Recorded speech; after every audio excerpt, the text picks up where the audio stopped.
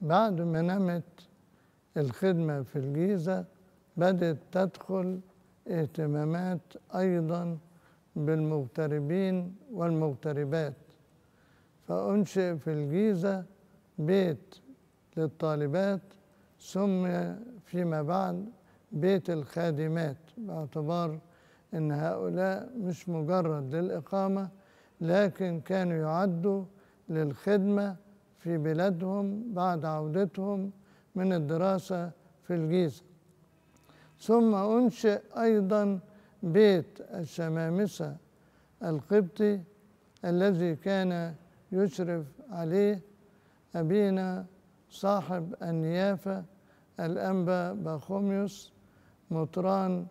البحيرة الحالي أدام الله حياته، وكان أيضا معه الشماس الأرشدياكون رمسيس نجيب الذي قاد الشباب في مرحلة من المراحل وكان يعدهم للتكريس